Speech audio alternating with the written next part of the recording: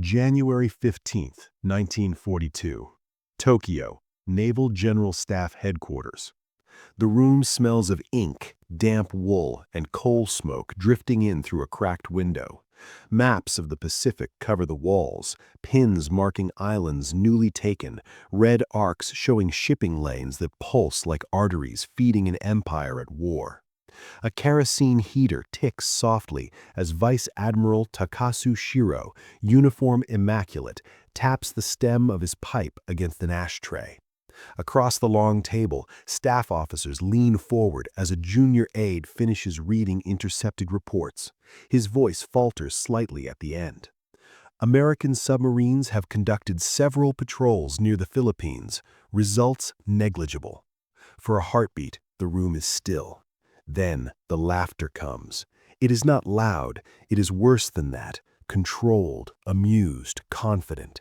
The kind of laughter born from certainty. Takasu exhales smoke through his nose and allows himself a thin smile. American submariners, he says, almost kindly. Poorly trained, poorly led. Their torpedoes run too deep. Their captains hesitate. Several officers nod. Captain Orita Minoru, a logistics specialist, reaches for a pencil and makes a dismissive note in the margin of a supply schedule. Tankers will move oil from Borneo. Freighters will haul rice from Burma. Steel, rubber, fuel, everything the war machine needs will cross the Pacific under the rising sun. Outside, a winter wind rattles bare branches along the Imperial Palace moat. Inside, no one doubts the sea belongs to Japan.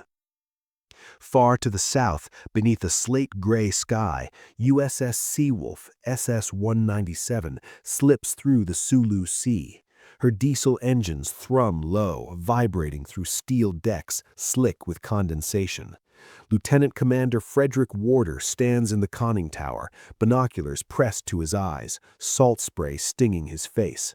A Japanese freighter rides the horizon, black hull, white wake, escorted by a single destroyer whose silhouette cuts sharp against the morning light. Range, Warder asks. 4,000 yards, sir, comes the reply from below. Warder lowers the glasses. He knows the numbers by heart. He knows the reputation, too. American submarines are said to be clumsy, their skippers timid. He has heard the whispers even from his own side. Torpedoes that fail, magnetic exploders that detonate too early or not at all. But the target is there, real, heavy with cargo. Take her down, Warder orders. Water floods the ballast tanks with a hollow roar. Seawolf sinks beneath the surface, the ocean closing over her like a lid. Inside, the air grows warmer, oil and sweat mixing in the dim red light. Men move quietly, practiced, hands brushing bulkheads as the boat settles at periscope depth. Warder raises the scope. The freighter grows larger in the lens. He tracks her angle, speed, the escort's lazy zigzag. He waits for the moment. Fire 1. The torpedo leaves the tube with a shudder that runs through the hull, then another and another. The crew listens. Seconds stretch. A minute. 2. Nothing. The freighter plows on, untouched. The destroyer does not even alter course. Warder lowers the periscope slowly. He does not swear. He does not shout. He simply exhales, a long breath through clenched teeth. Reload, he says. Above the waves, the Japanese convoy continues untroubled. The freighter's captain, wrapped in a heavy coat, sips tea on the bridge wing. He has heard the stories. American submarines fire and miss. Their torpedoes are unreliable, their crews inexperienced. He believes it. Back in Tokyo, another meeting adjourns. Paper doors slide shut. Boots echo down marble corridors. The war, it seems, is unfolding exactly as planned.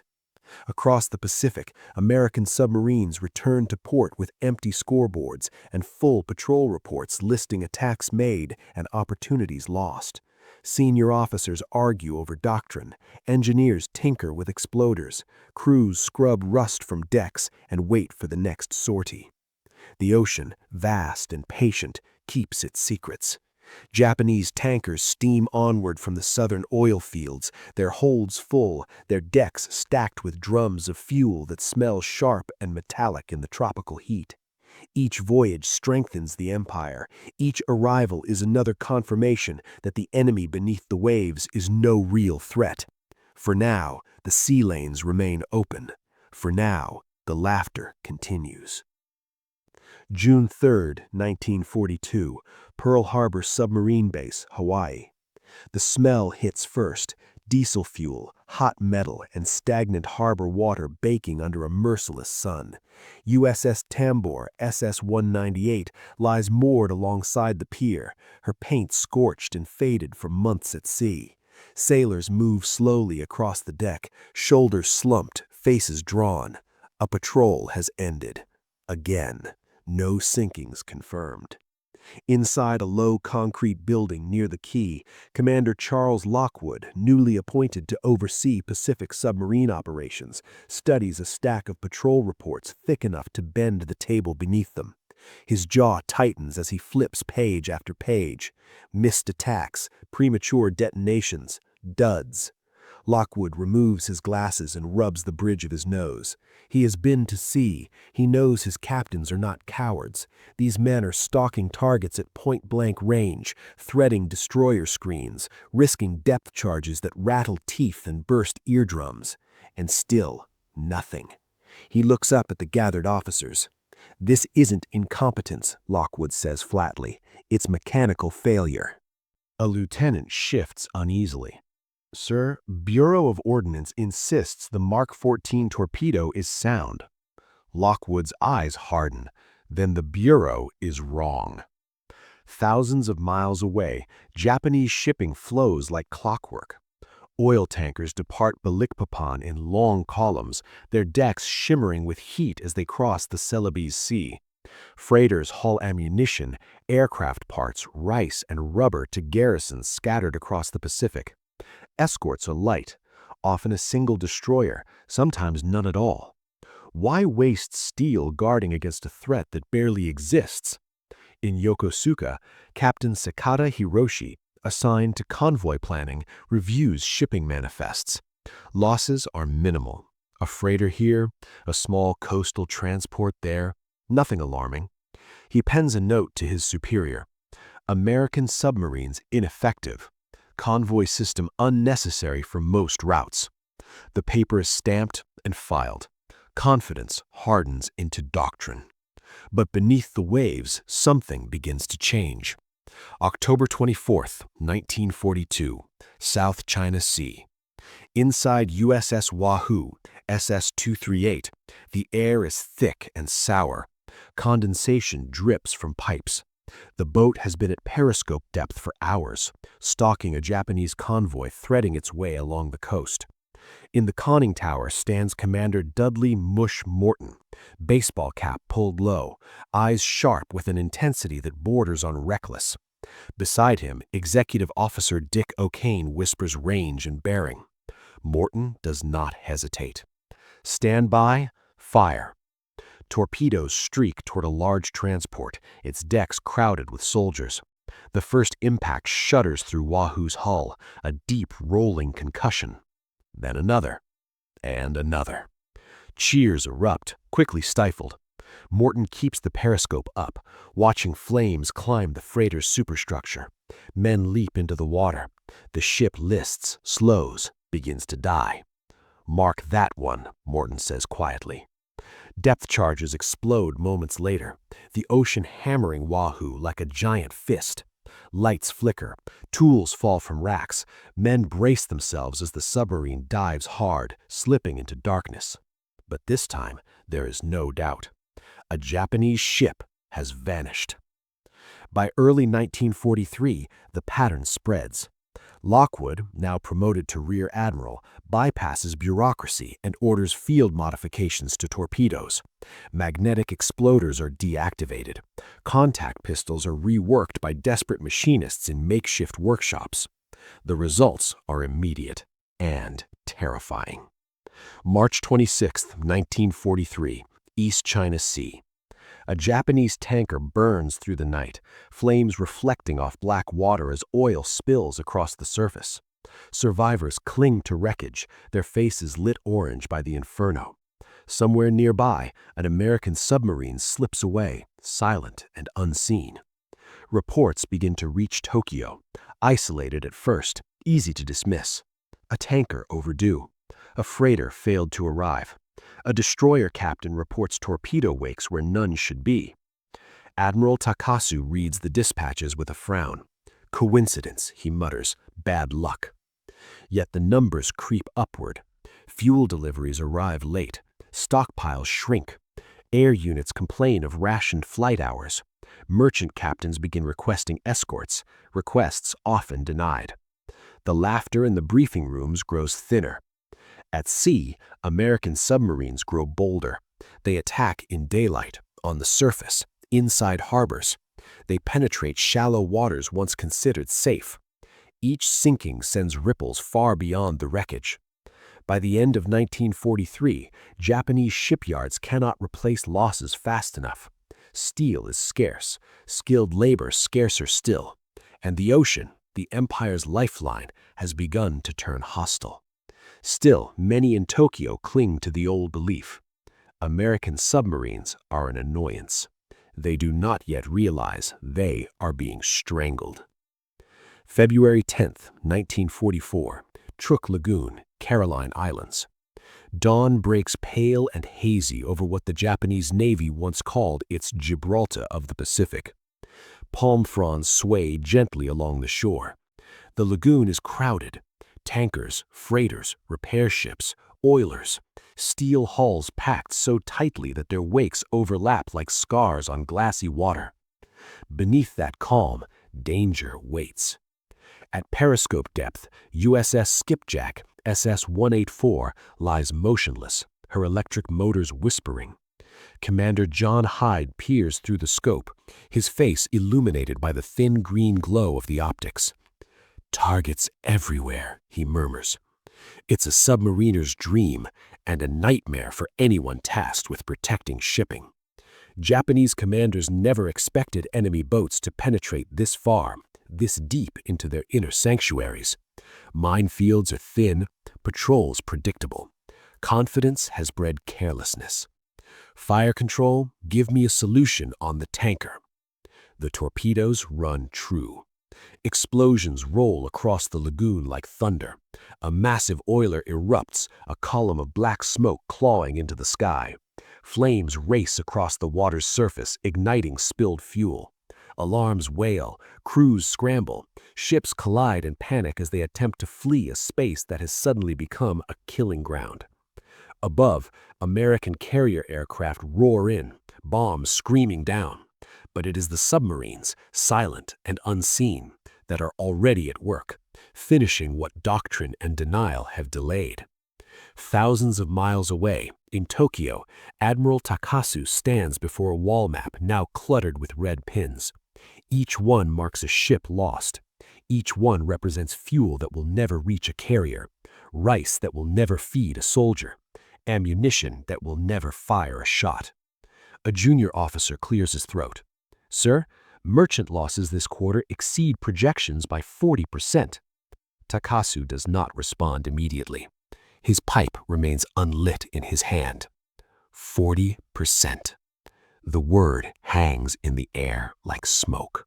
April 1944, Inland Sea, Japan. A convoy crawls along the coast under a gray sky.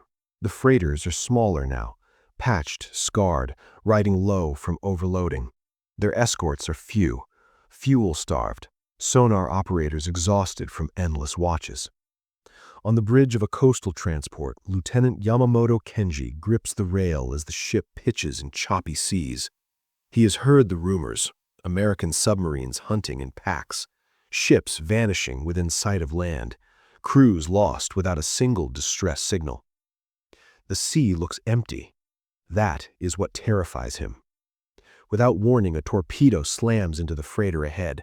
The explosion lifts the bow clear of the water, steel plates folding like paper. Men are thrown screaming into the surf. Another torpedo follows, then another. The convoy scatters. Depth charges fall blindly, churning the sea into white chaos. But the attacker is already gone, sliding beneath thermal layers, leaving only oil, wreckage, and silence behind. Below the surface, the American boat, its hull scarred, batteries low, turns for home. The captain allows himself a brief nod. Another ship erased, another artery cut. By mid-1944, the numbers are impossible to ignore. American submarines now sink more Japanese shipping than all other Allied forces combined. The Empire's merchant fleet, once vast, efficient, and arrogant in its freedom of movement, is collapsing. Fuel shortages cripple the Navy. Battleships sit idle, their bunkers dry. Pilots receive fewer training hours, then none at all. Factories slow, then stop, as raw materials fail to arrive. Rice shipments dwindle. Civilians feel it first, bowls less full, meals skipped. Soldiers at the front receive half rations, ammunition is hoarded, trucks are abandoned for lack of gasoline. In desperate meetings, Japanese planners scramble to organize convoys, to build more escorts, to lay more mines. But steel is gone, fuel is gone, time is gone. In one final bitter irony, orders are issued to conserve fuel by limiting anti-submarine patrols. The hunters have starved their prey. At Pearl Harbor, Admiral Lockwood walks the pier as submarines return from patrol. Boats streaked with rust and salt, decks crowded with weary men. Scoreboards are painted on conning towers now. Flags fly, names are spoken with reverence. The silent service is silent no longer. Out at sea, Japanese captains no longer laugh at periscope wakes. They pray they never see one at all. August 7, 1944, Kure Naval Base, Japan. The harbor is eerily still. Battleships that once symbolized imperial power sit moored and lifeless, their gray hulls streaked with rust, their great guns elevated toward nothing. Yamato and Nagato, giants of steel, are silent monuments to a navy that can no longer move. On the quay, Captain Fukui Masanori studies a clipboard, its columns of numbers bleeding red ink. Fuel allocations. The figures are absurdly small. 2 sorties, he mutters. That is all. 2 sorties for ships built to dominate oceans. Fuel is rationed now like gold. Destroyers are confined to harbor. Training cruises are canceled. Even harbor patrols are cut short, their engines throttled back to save precious drops of oil. And still, the tankers do not come. Far south, off the coast of Luzon, USS Barb, SS-220, knifes through calm seas on the surface under a moonless sky. Her radar scope glows softly in the bridge, painting bright echoes where Japanese shipping dares to move at night. Commander Eugene Fluckey leans forward, hands on the rail, the wind snapping at his jacket. He has abandoned the old rules. This war beneath the waves rewards aggression. Contact, small convoy, 5,000 yards, the radar operator reports. Fluckey grins. Let's go say hello. Barb charges in, deck guns barking, tracers arcing across the darkness. Shells tear into a coastal freighter, ripping open her holds. Flames leap skyward. Another ship runs aground in panic, its crew abandoning her to the surf. No destroyers respond. There is no fuel to spare. The submarine slips away, engines humming, leaving wreckage scattered along the shoreline like bones. October 1944, Tokyo, Imperial Conference Chamber. The air is heavy with incense and despair. Senior officers and civilian leaders sit rigidly as shipping charts are unfurled. Where blue lines once traced busy routes across the Pacific, now there are gaps, vast empty spaces where traffic has simply ceased. A logistics officer speaks, his voice barely steady. Merchant fleet losses exceed 70%. No one interrupts. Our oil reserves will last. He hesitates, glances down. Perhaps 6 months at current usage, less if there are major naval operations.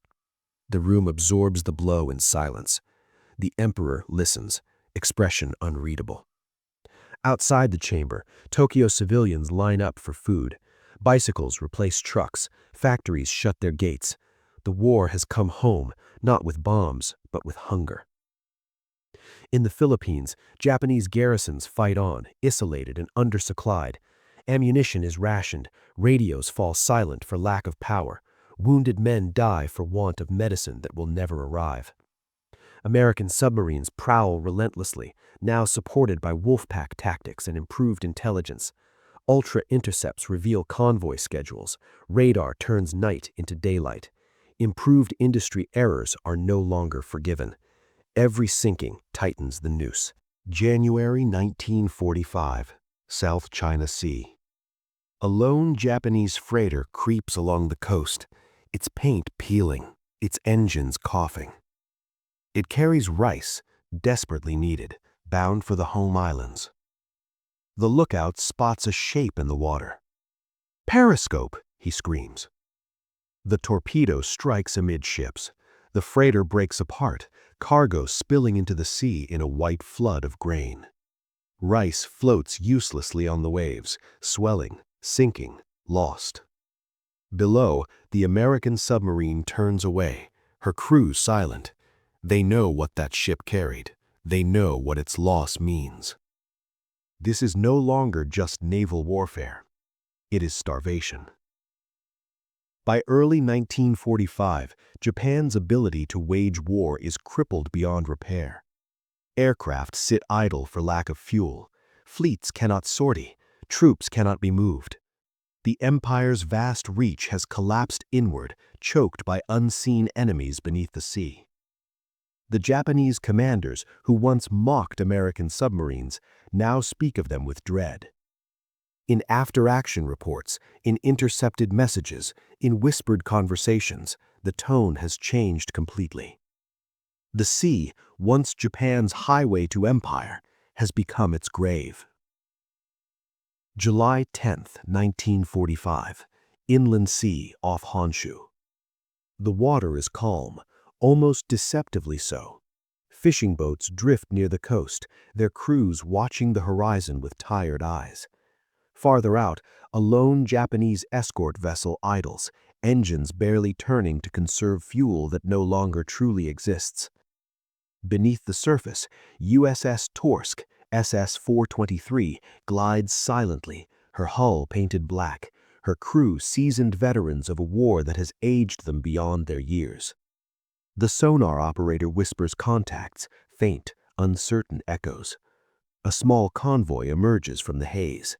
It is pitiful by the standards of 1941, a single escort, two modest transports, riding high because there is little left to carry. Commander Lawrence Keyes studies the periscope view. He knows the war is nearly over, everyone does, but the orders remain unchanged. Stop the shipping. Every ship. Fire, he says. The torpedoes run out, leaving ghostly trails. The first transport explodes, then the second. The escort attempts a turn, depth charges rolling uselessly into the sea long after the attacker has slipped away. The inland sea, once considered untouchable, is now just another hunting ground. August 1945, Tokyo Bay. Admiral Takasu stands alone in an office that feels far larger than it once did. The walls are bare. Many maps have been taken down, their purpose obsolete. Outside, the distant thrum of aircraft echoes, American bombers passing overhead, unopposed. He reads a final shipping report. There is almost nothing left to lose. In quiet moments, he remembers the early briefings, the laughter, the certainty, the casual dismissal of an enemy that did not fit pre-war assumptions of decisive battles and surface fleets. American submarines were supposed to be ineffective. Instead, they became executioners. By the end of the war, U.S. submarines, less than 2% of the Navy's personnel, had sunk over half of Japan's merchant fleet and a third of its warships. Oil, food, steel, and hope were dragged to the bottom of the Pacific, one ship at a time. The verdict is written not in ink, but in rusting wrecks scattered across the ocean floor. September 2nd, 1945, Tokyo Bay. Battleship USS Missouri sits at anchor, flags snapping smartly in the breeze. Japanese representatives step aboard, faces drawn, uniforms immaculate but hollow. Pens scratch paper. The war ends not with a final naval clash, but with silence. Far below the surface, wrecks lie undisturbed. Tankers, freighters, escorts. The remains of an empire that believed the sea could never betray it. For American submariners, there is no parade of battleships, no triumphant armada. Their victory was quiet, methodical, and relentless. It came in the dark, beneath the waves, where laughter turned to fear and certainty dissolved into wreckage. The Japanese commanders mocked the submarines until their shipping began vanishing. And by the time they understood, there was nothing left to save.